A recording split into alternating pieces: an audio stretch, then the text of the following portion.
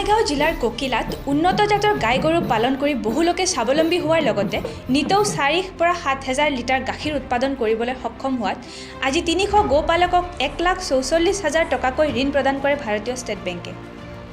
APSCৰ প্ৰাক্তন সদস্য M মোজাম্মিল হুছেইনৰ পৌৰোহিত্যত অনুষ্ঠিত সভাত উত্তৰ পূৰ্বাঞ্চলৰ মুখ্য প্ৰবন্ধক RS ৰমেশ, প্ৰবন্ধক সুঞ্চননা দত্ত, উপপ্ৰবন্ধক মদন LS আৰু SBI বঙাইগাঁও ৰিজনেল বেংকৰ প্ৰবন্ধক গুৰুপদ হালদাৰে গোপালকৰ মাজত 1,44,000 টকাৰ চেক প্ৰদান কৰে।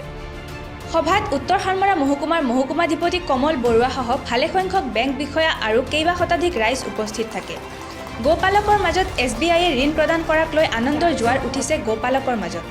উল্লেখ্য যে লকডাউন আৰু গো খাদ্যৰ নাটনিৰ বাবে বহু লোকে জুৰুলা হৈ পৰিছে যদিও ককিলা অঞ্চলৰ গাখীৰ আমুল কোম্পানীয়ে লোৱাৰ বাবে বহু গোপালকে আৰ্থিকভাৱে লাভৱান হ'বলৈ সক্ষম হৈছে।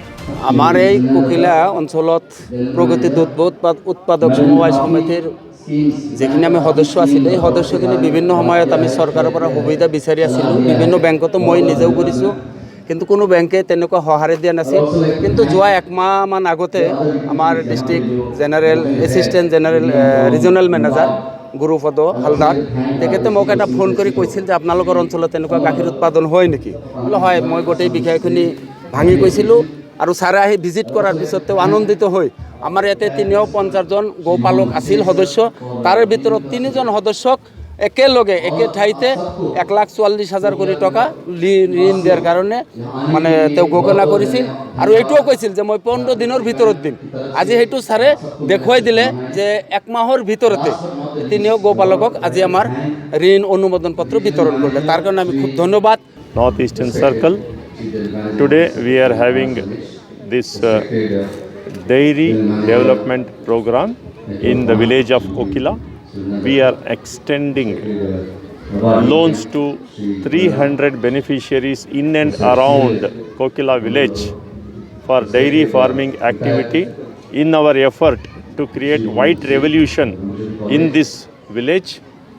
We are pleased to extend to the extent of 1.26 lakhs to 1.44 lakhs to the different beneficiaries. State Bank of India will continue its efforts to engage with the farming community for all their activities in future also.